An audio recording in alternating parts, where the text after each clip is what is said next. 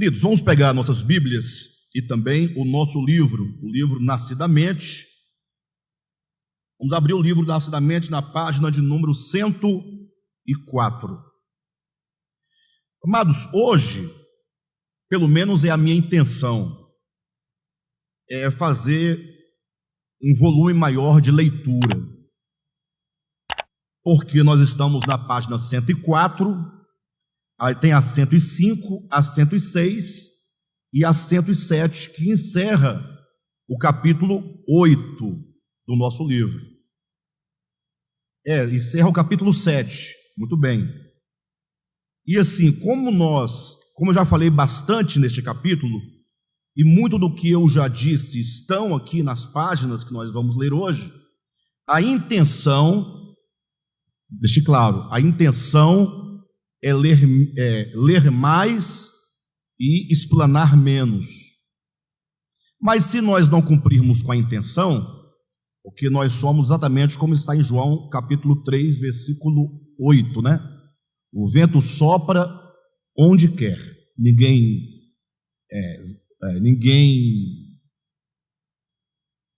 o vento sopra onde quer, ninguém sabe de onde ele vem e nem para onde vai. Assim são aqueles que são nascidos do Espírito. Então, se o vento soprar noutra direção, nós vamos. E se ele soprar para outra direção, nós também vamos. Tá bom? Então, a minha intenção é concluir hoje este capítulo, mas a intenção do Espírito Santo só saberemos às 9h45. Tá bom? Então, vamos lá. Página de número 104. E nesse atual momento da nossa leitura, e esse capítulo ele fala sobre a obra de redenção, nós estamos apresentando dois caminhos, dois fundamentos. Assim como nós vamos encontrar, por exemplo, em Gênesis capítulo 2, duas árvores, a árvore do conhecimento do bem e do mal, a árvore da vida, sendo que a árvore do conhecimento do bem e do mal traz a morte e a árvore da vida traz a vida. Então, são dois fundamentos, duas árvores, duas propostas, a proposta da vida e da morte. São duas fontes, a fonte da vida e a fonte da morte. Eu sei que no âmbito da teologia há muito debate sobre salvação, mas a coisa nos parece mais simples do que toda essa confusão que se tem gerado em torno desse tema, de tantas linhas teológicas, cada qual diferente da outra e cada uma querendo ser mais ortodoxa ou mais correta do que a outra. Mas o fato é que só existem duas fontes, a fonte da vida e a fonte da morte. Gênesis capítulo 2 está lá, as duas árvores no início. Daí que nós conseguimos chegar a dois nomes, Lúcifer, tomando Lúcifer já no seu momento de queda, e portanto o Lúcifer caído, e o nome do Cristo, né? O Logos, Jesus Cristo. E alguém pode perguntar, mas por que esses dois nomes? Ora, é porque é em Lúcifer que todos caem, e é em Cristo onde todos são salvos. Lógico, alguém atento, um bom hermeneuta poderá dizer, não, Alexandre, a Bíblia diz que em Adão todos caíram, não é em Lúcifer que todos caíram, é em Adão. É verdade, a Bíblia diz que é em Adão que os homens caem. A grande questão é que Adão não poderia ter caído dentro daquilo que nós já concebemos, porque está registrado, se não fosse o pai da mentira, o arquétipo do mal, se não fosse Lúcifer caído, que corrompe, não somente os céus, mas também a terra. Então nós estamos buscando a origem, a causa primordial da queda e a causa primordial da salvação. Então não tem como, ou nós estaremos na base, no fundamento, na árvore, ou no nome, na fonte, na origem da queda, estaremos, portanto, caindo constantemente, ou estaremos em Cristo, no fundamento que é Cristo, no nome de Cristo, na árvore da vida que traz salvação. Não existe meio termo. Por muito tempo, e eu quero que vocês escutem isso com muita atenção, por favor. Por muito tempo, o DEVAP pregou os temas reino e salvação, e até hoje nós pregamos, e até hoje nós entendemos que existe um aspecto do reino, perfeito? Que é o reino milenar, a manifestação do reino de Cristo. Isso é muito claro para nós. E sabemos que participarão do reino milenar somente os santos vencedores. E aqui nós usamos um critério, inclusive no nosso curso do Querigma, para evitar a palavra crentes vencedores. A palavra crente é uma palavra, me parece que ela é muito restrita, né, na sua aplicação e, consequentemente, excludente. Se ela restringe, automaticamente ela exclui. Então, santos vencedores são os santos, os separados de todos os tempos, de todas as eras, e que no seu projeto de vida, do seu tempo, segundo a revelação que recebera de Deus, foi um vencedor. Então, somente os santos vencedores reinarão com Cristo no milênio. Agora, por que eu trouxe a questão reino-salvação? Porque me parece que na época em que nós dávamos bastante ênfase a essa dicotomia, né? Ou melhor, a esses dois temas, que para mim hoje eu falo que são duas faces de uma mesma verdade, mas nós tratávamos como dicotomia. Tinha essa ideia de que, não, nós somos salvos pela graça, mas o reino é pelas obras. Aí, analisando, pensando, refletindo, eu falei, poxa, mas como assim? Salvos pela graça, reino pelas obras? E esse é o argumento que a maioria das pessoas que creem e pregam esses dois temas na conjuntura em que nós pregávamos, né, na mesma conjuntura, eles ensinam assim, como se as obras fossem algo que fosse possível de existir sem a graça e sem a fé. Salvos pela fé e pela graça, não se perde. Mas o reino? Não, é pelas obras. Mas como pode haver obras que nos tornem dignos do reino de Deus? E essa palavra digno do reino de Deus está em Atos 14, né? Para que vos torneis dignos do reino de Deus. Essas obras, para que nos tornem dignos, só podem ser obras da graça e obras da fé, obras feitas em Deus. Não há por que dicotomizar reino e salvação. O que se pode dicotomizar, e não seria uma dicotomia, é a explicação que, se o cristão ele desenvolver a sua salvação, que é pela graça, que é pela fé, que se manifesta por obras, porque não há fé sem obras, perfeito?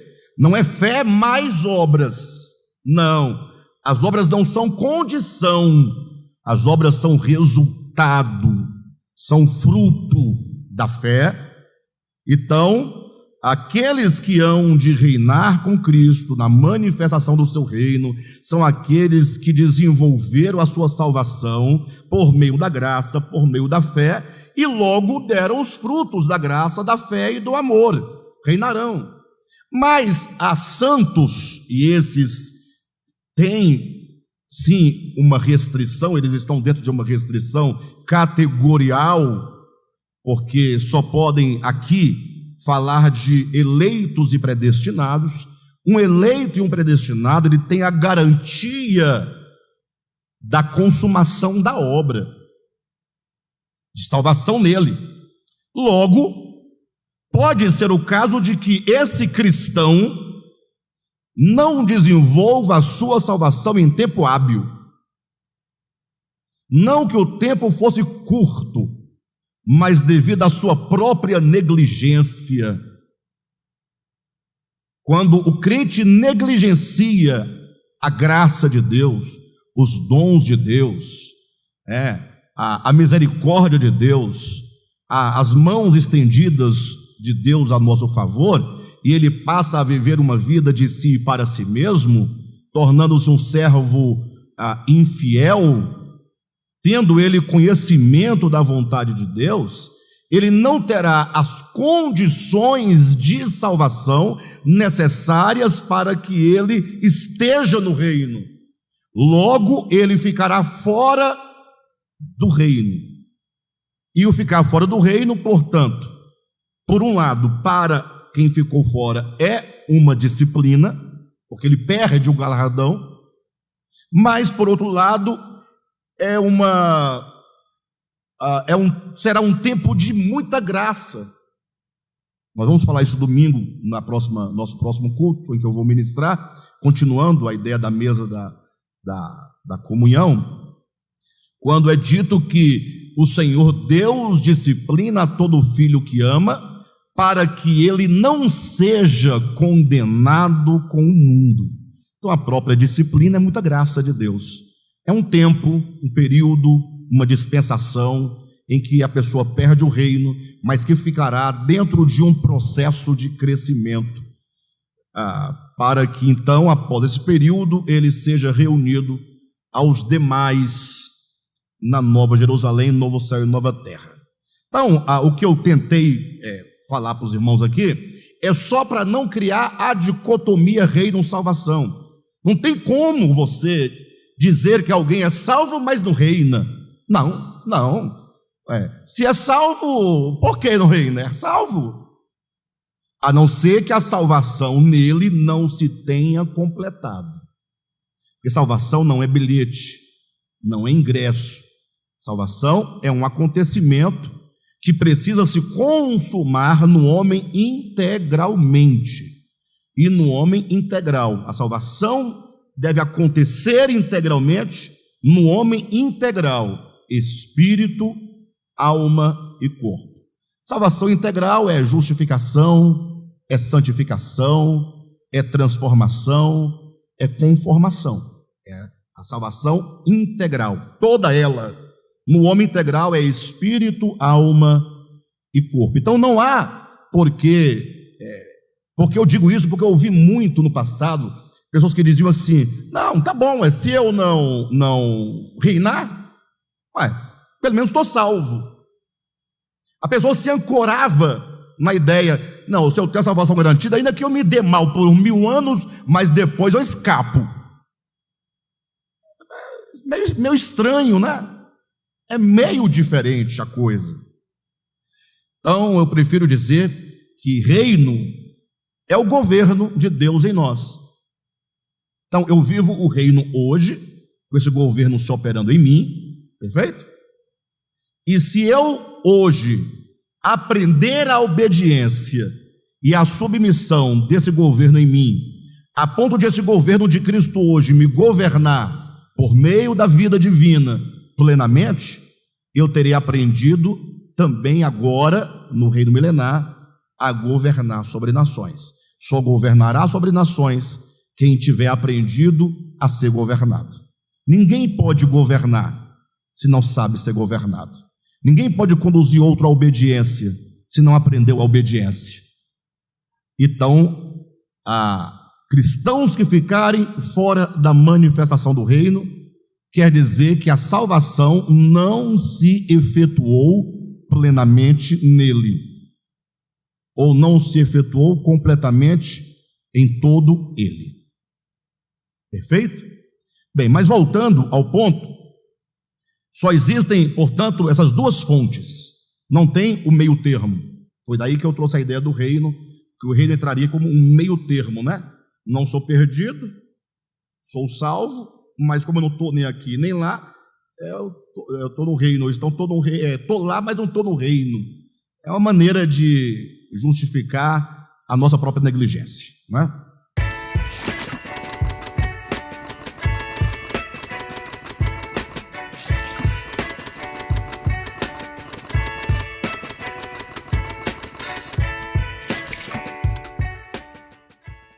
A irmã Silvia está colocando aqui que quando eu coloco os termos duas fontes, a fonte da morte, a fonte da vida, soa uma espécie de maniqueísmo, de dualismo, de duas forças, uma positiva e negativa, que concorrem, não é? O que nega completamente o fato de Deus ser absoluto, único. E é verdade. Se você for para esse pensamento, não se pode falar assim, perfeito? Quando nós falamos de duas fontes, eu quero dizer que nós ou comemos de uma árvore ou comemos da outra árvore. Nós comemos e bebemos. A fonte nesse sentido simbólico, não é? Se nós vivemos pelo conhecimento, que vai gerar orgulho, ou se vivemos pela vida, que gera dependência. É só essa a ideia. Perfeito? Ou seja, ninguém pode escapar disso. Então a salvação é algo simples. Então, a partir da ideia de dois fundamentos, de duas árvores, ou que seja, duas fontes e dois nomes, ou seja, se você caminhar no espírito, no mesmo espírito, na mesma disposição de Lúcifer, você vai estar dentro de um caminho. E se você viver por meio do mesmo espírito, da mesma disposição de Cristo Jesus, você estará dentro de outro caminho. Falamos então de caminhos. Por que nós falamos da salvação em termos de caminho, e mesmo da perdição em termos de caminho? Porque a salvação não é algo que se conquista de modo estanque, e nem se perde de modo estanque. O que significa isso? Ninguém se perde porque tropeçou. Ninguém se perde porque fez isso ou fez aquilo outro. E ninguém se salva porque levantou a mão, porque fez uma oração, porque fez um jejum.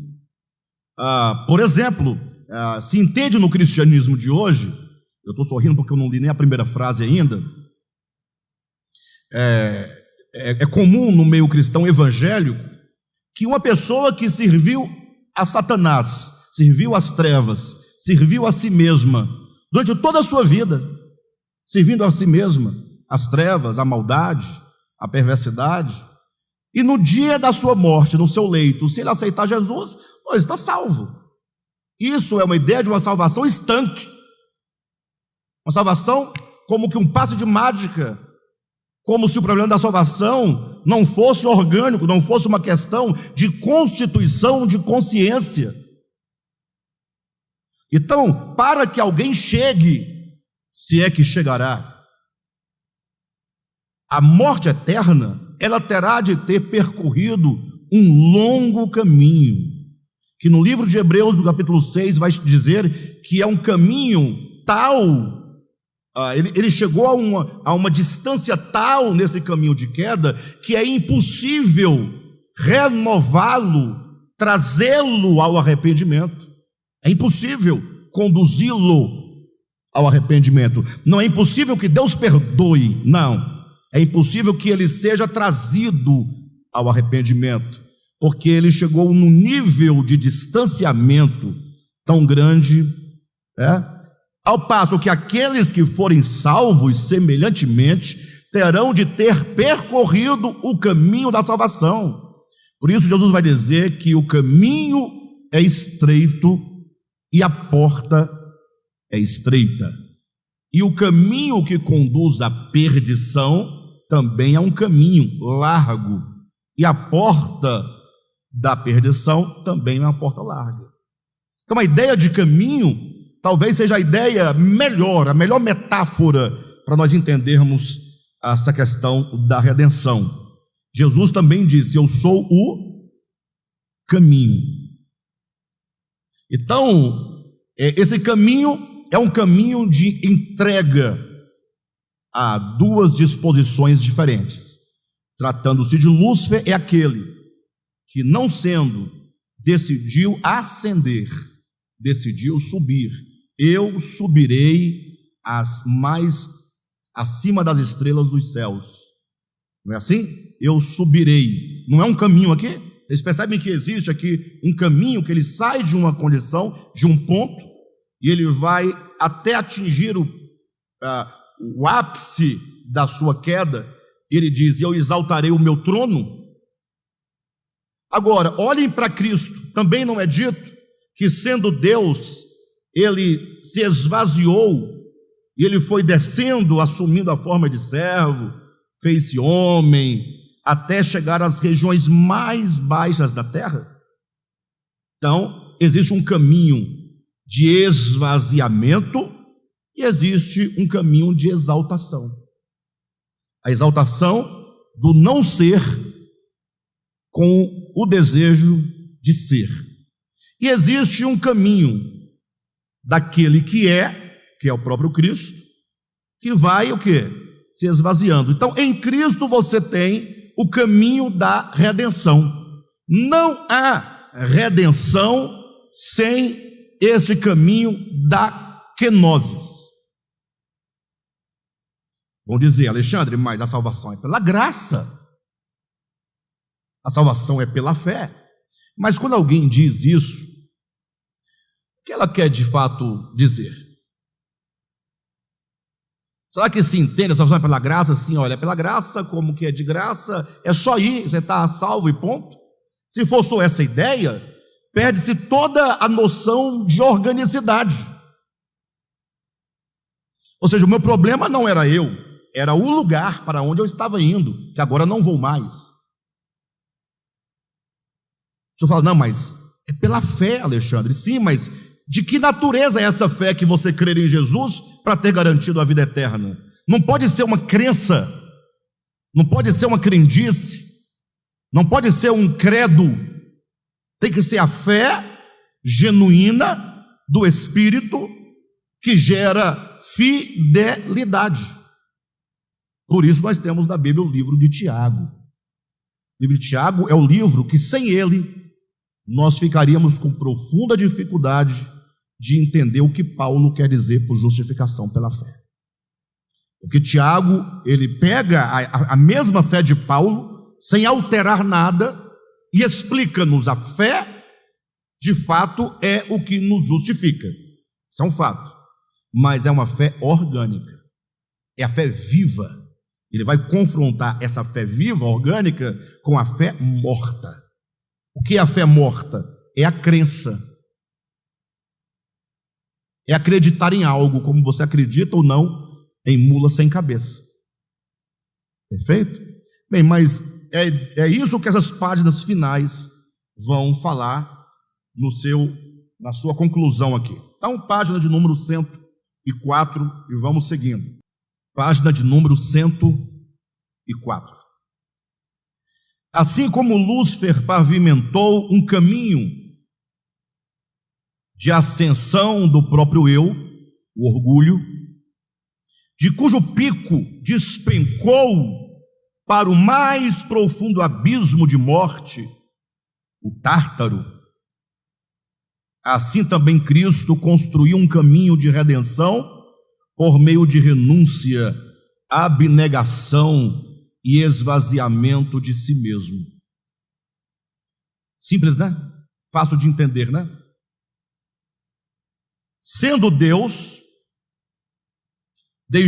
Cristo deixou a bem-aventurança dos céus, despindo-se de sua glória para se fazer homem, e reconhecido em figura humana, efetuou a sua kenosis, descendo os degraus do serviço voluntário e altruísta, da auto-humilhação em amor, da obediência irrestrita até a morte, até ser completamente absorvido pelo Hades nas partes mais baixas da terra. Essa parte eu quero ler de novo porque é muito bonita, né? Cristo, sendo Deus, deixou a bem-aventurança dos céus, despindo-se de sua glória para se fazer homem, e reconhecido em figura humana, atenção, efetuou a sua kenosis, descendo os degraus do serviço voluntário e altruísta, da auto-humilhação em amor, da obediência irrestrita até a morte, até ser completamente absorvido pelo Hades nas partes mais baixas da terra. Enquanto Lúcifer subiu pela força compulsória de seu egoísmo, para então desabar, sugado pela gravidade fatal do pecado até a morte. O Cristo de Deus desceu, movido pela força voluntária do amor, para então ascender, erguido pela potência da verdade em seu coração, até os mais altos céus. Bem, vocês vejam que nós estamos aí comparando Cristo e Lúcifer, né? Então, vamos tomar de novo a leitura enquanto Lúcifer, tá?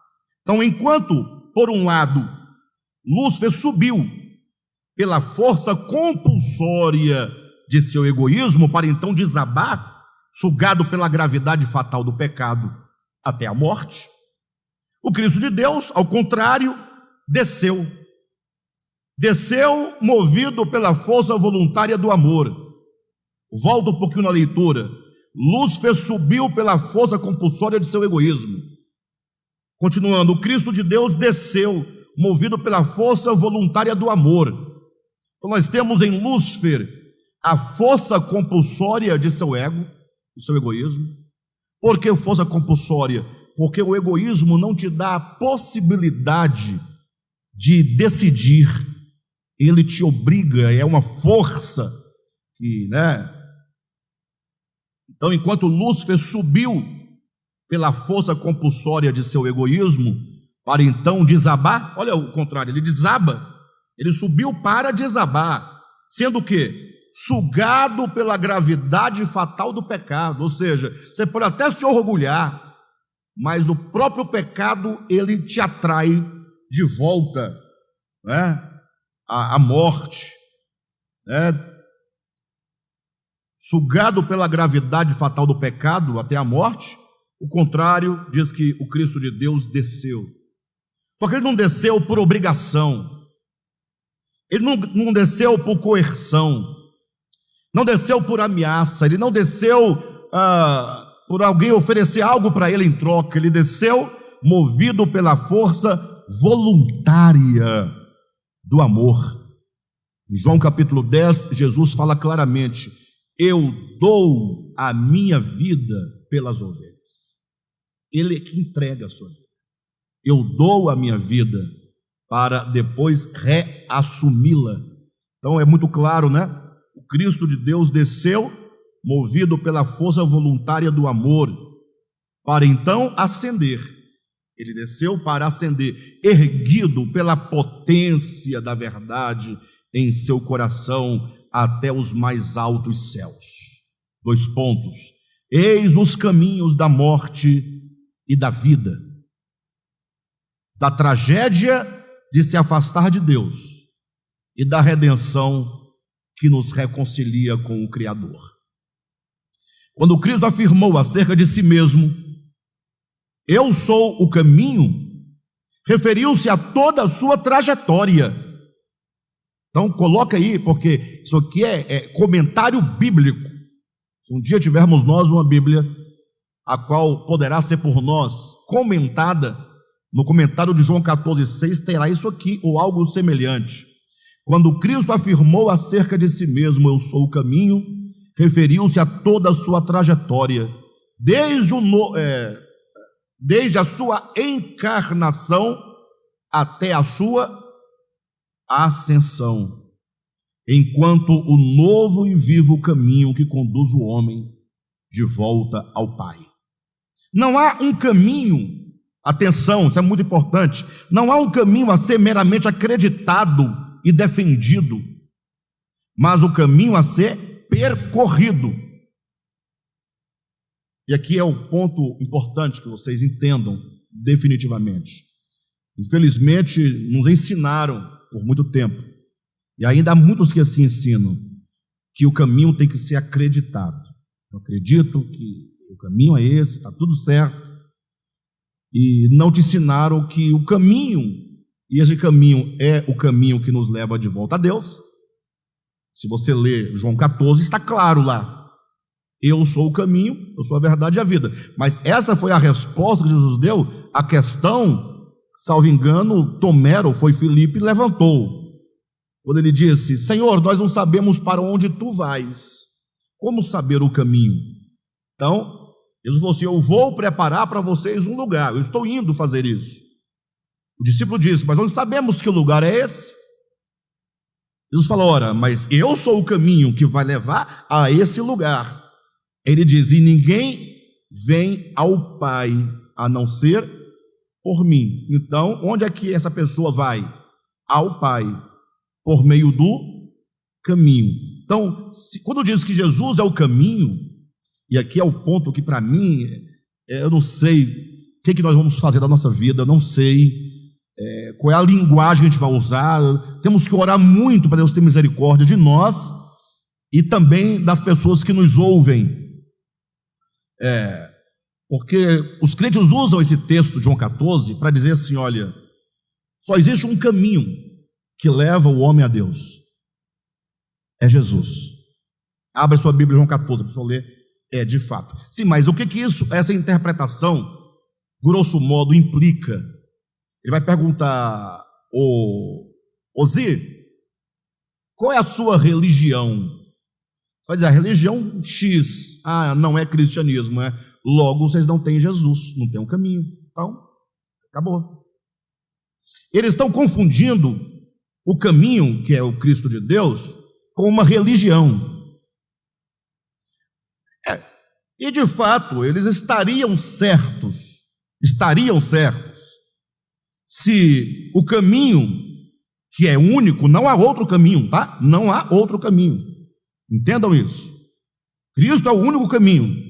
Eles estariam certos se entenderem Cristo enquanto sendo um objeto próprio de uma religião, nas características dos seus dogmas.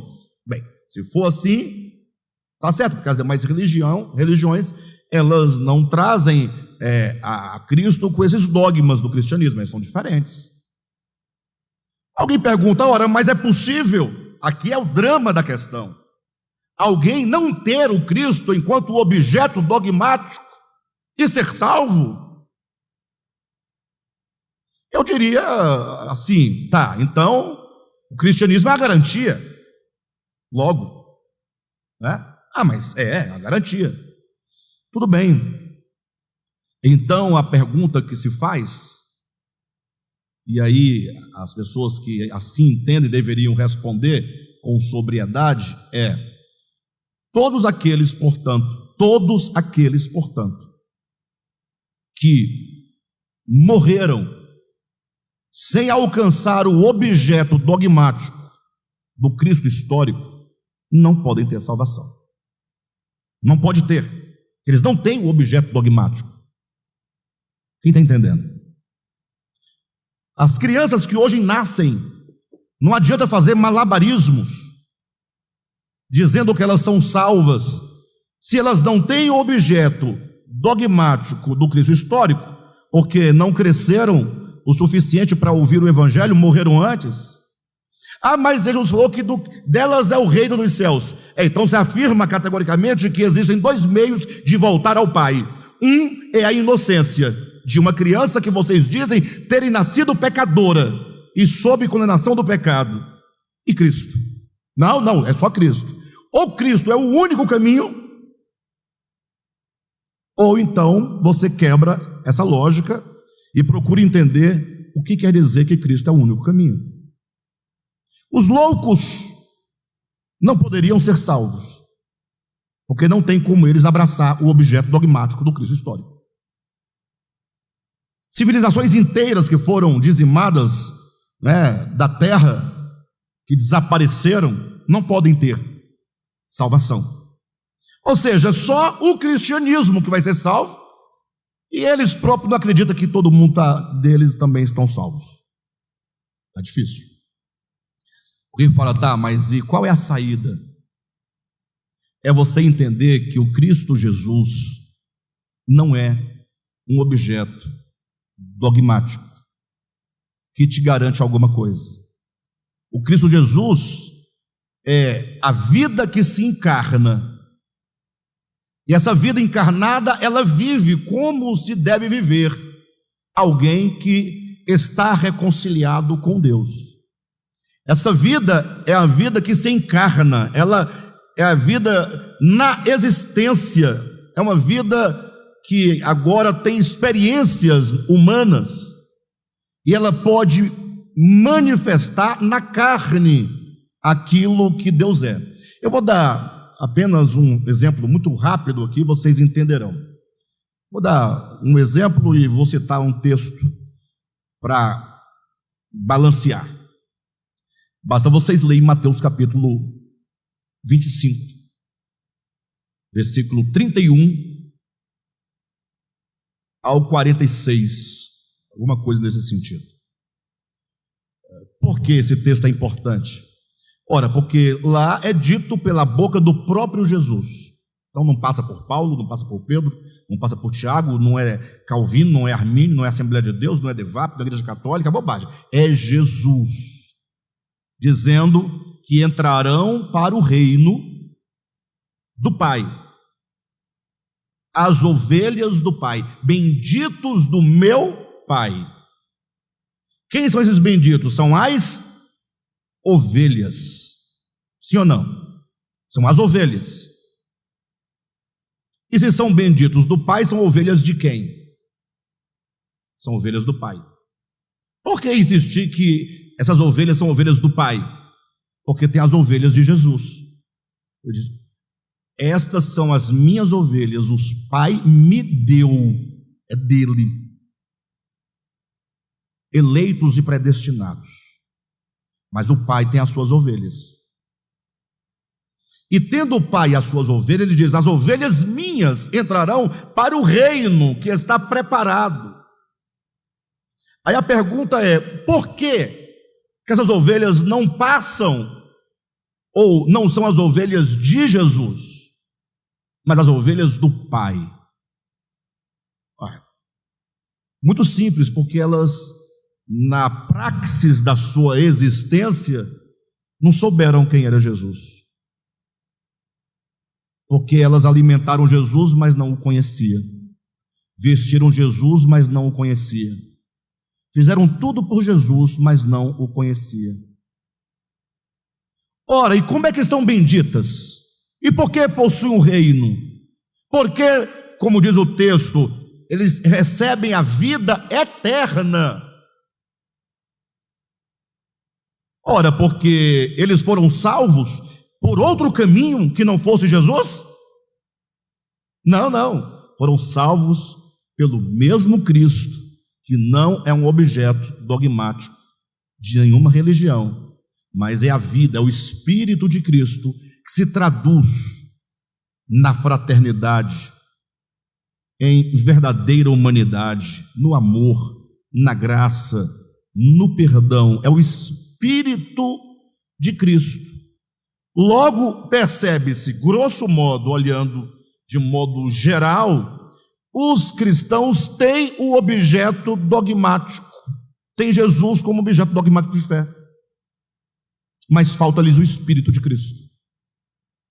Porque se o cristianismo, eu falo cristianismo, eu não vou falar de pessoas individualmente, porque há muitos que expressam esse Espírito de Cristo, mas as instituições que se colocam como os representantes de Deus, que falam em nome de Deus, não vejo.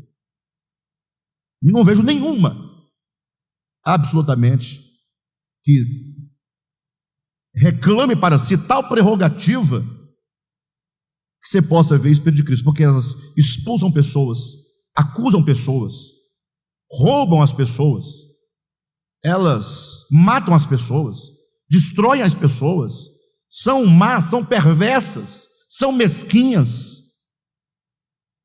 Não pode haver Espírito de Cristo, logo não pode haver Cristo enquanto caminho. Então entendam que o caminho chamado Cristo não é um objeto dogmático de fé, de uma religião, não é. Cristo, o caminho, é o Espírito de Cristo. É exatamente o que Paulo diz: tende em vós a mesma disposição disposição que há em Cristo, o mesmo Espírito de Cristo Jesus.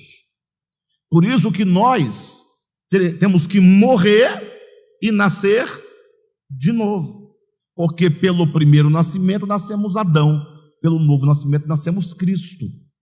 Por isso que não há separação entre quem crer em Cristo e o próprio Cristo. Eles tornam-se um único homem, um novo homem. Cristo é o cabeça de um novo homem, do qual nós somos membros. O novo homem é Cristo o cabeça com o corpo de Cristo. Cristo o cabeça com o seu corpo.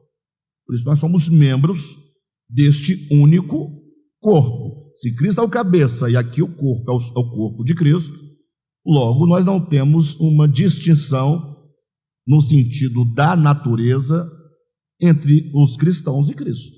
Perfeito, pessoal? Dá para entender, né? Então, continuando, página 105. Quando Cristo afirmou acerca de si mesmo, eu sou o caminho, referiu-se a toda a sua trajetória, desde a sua encarnação até a sua ascensão, enquanto novo e vivo caminho que conduz o homem de volta ao Pai. Não um caminho a ser meramente acreditado e defendido, mas o caminho a ser percorrido.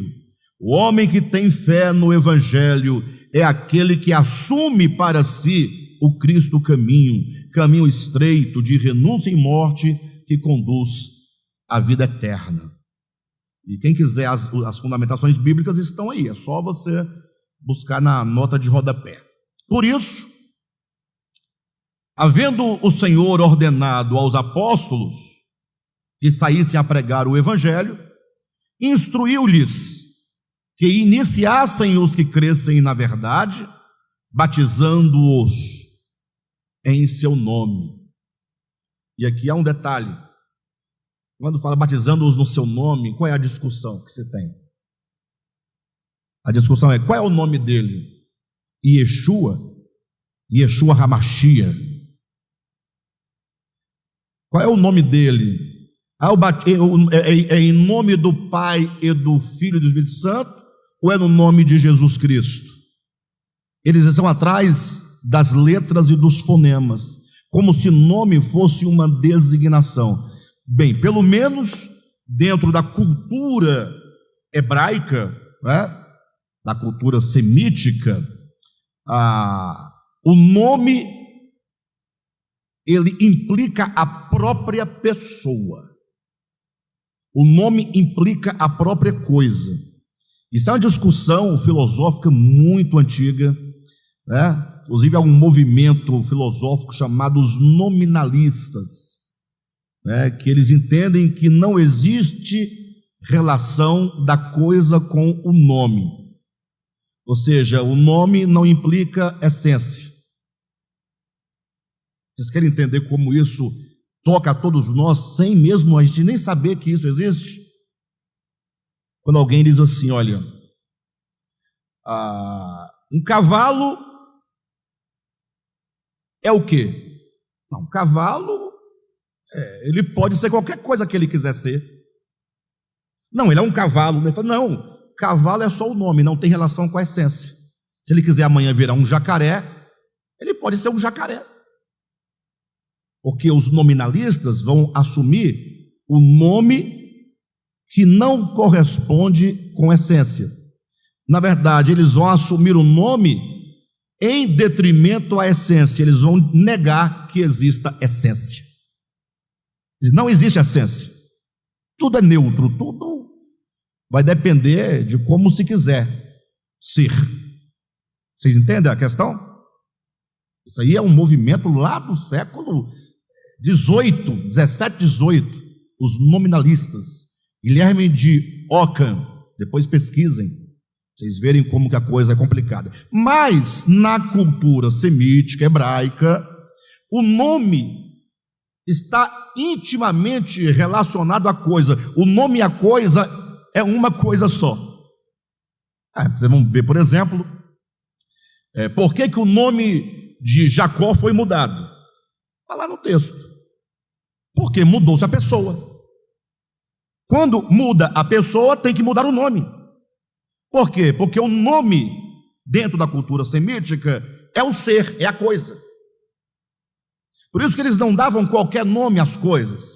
Eles davam sempre o nome que eles buscavam na essência. Então, o nome tem que corresponder à essência, porque o nome é a própria coisa. Por isso que é dito que os vencedores vão ter um novo nome, porque terão passado por um profundo processo de mudança. Novo coração, novo espírito, novo nome, novo homem, nova criatura, é um outro ser. Então, quando falamos aqui, por exemplo, por isso, havendo o Senhor ordenado aos apóstolos que saíssem a pregar o evangelho, instruindo-lhes que iniciassem os que crescem na verdade, batizando-os no seu nome, não é usando uma fórmula, na hora do batismo, eu te batizo em nome de Jesus, te batizo em nome do Pai, não, batizando-os, introduzindo-os. Quando a pessoa ouve o evangelho e crê no evangelho, ela é convidada a ser imergida no nome, na pessoa. Ser imergido, mergulhado na pessoa de Cristo quanto à sua morte. Isso não é nenhuma invenção. Paulo vai dizer em Romanos capítulo 6, versículo 3, ou porventura ignorais que nós, os que fomos batizados em Cristo, fomos batizados na sua morte. Ele quer dizer, ser batizado em nome de Cristo é ser mergulhado, introduzido, unido, associado à morte. É muito simples, não sei onde está a dificuldade. Não é questão de acreditar, eu fui batizado, aquela coisa. Não é por aí. Olha, por isso, havendo o Senhor ordenado aos apóstolos que saíssem a pregar o evangelho, instruiu-lhes que iniciassem os que crescem na verdade, batizando-os em seu nome. E o que é o batismo? Senão a união do homem com Cristo em sua morte e ressurreição? Ora, o batismo não é sacramento, nem dogma doutrinal. Afinal, que vantagem ganha o homem em ser meramente imergido em água, se a sua alma não for conformada a Cristo na sua morte? Pode, porventura, aquele que lavou apenas o corpo com água alcançar a ressurreição dentre os mortos? Não há, pois, verdadeira redenção sem união orgânica do homem com Cristo em sua obra salvífica. Somente quando a velha consciência é mergulhada e sepultada na morte com Cristo e uma nova consciência renasce para Deus, pode-se dizer que houve salvação. O Evangelho é boa notícia de que já nasceu o Salvador, o qual, como homem, pavimentou uma nova consciência na humanidade em Jesus. A boa nova é o convite de Deus para que todo homem volte para a casa do Pai pelo novo e vivo caminho, isto é, pela sua carne rasgada pela morte.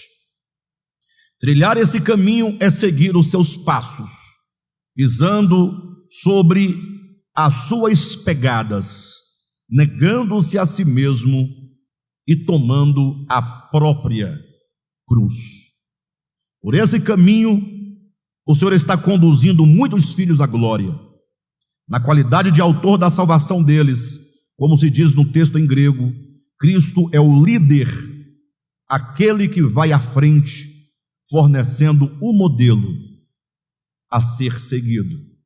Portanto, o convite à conformação com Cristo em sua morte é a prova final e irrefutável de que a morte redentora que nos redime de fato é a kenosis do eu sou, da qual a morte física de Jesus foi expressão. Afinal, não nos convida o Evangelho, afinal, não nos convida o Evangelho a nos unirmos aos sofrimentos físicos de Jesus, impossível de serem realizados em razão da distância do tempo e do espaço, mas somos convidados a nos unir à sua morte, no sentido de desenvolvermos no coração e na consciência o mesmo sentimento que houve em Cristo Jesus, participando com ele do processo de esvaziamento do ego, a fim de podermos servir a Deus e aos homens em fé e amor. Ele, sendo divino, não se aferrando ao fato de ser Deus, nós, não sendo nada, desiludindo-nos da loucura da usurpação de querer ser semelhante a Deus. Eis a redenção, o Cristo caminho que leva o homem à reintegração de Deus e sua criação. Assim como o Pai e o Filho são um, sejam também os homens com Deus. Amém? Bem, quis o Espírito Santo que concluíssemos hoje o capítulo 7. Na próxima quarta-feira, nós vamos começar o capítulo 8. E aqui eu quero que vocês nos ajudem, incentivem as pessoas a participarem, ainda que seja em casa. A pessoa não consegue vir aqui, um amigo de vocês, familiar, alguém que vocês conhecem. Se você não conhecer ninguém, para uma pessoa na rua e dê o link do canal e diz: olha, a partir da próxima quarta-feira nós vamos falar sobre a marca do anticristo e o selo da besta. Eita. Bem, e o selo de Deus, desculpem, a marca do anticristo e o selo de Deus. Esses dois temas, a marca do anticristo e o selo de Deus, vai nos demonstrar o que é de fato a obra de redenção orgânica e o que é de fato a queda orgânica do homem. Ou seja, aquilo que até agora nós falamos sobre morte e vida, né, queda e redenção, como isso se aplica e como isso acontece na nossa vida. Perfeito, pessoal? Agora nós vamos explicar como isso vai acontecer, como que o Zi vai experimentar essa redenção, o processo pelo qual nós passamos, como isso acontece por meio desses dois selos, porque afinal o Apocalipse fala do selo de Deus e também do selo da besta. É um selar constante até forjar completamente o velho homem ou forjar completamente o novo homem. Tá bom?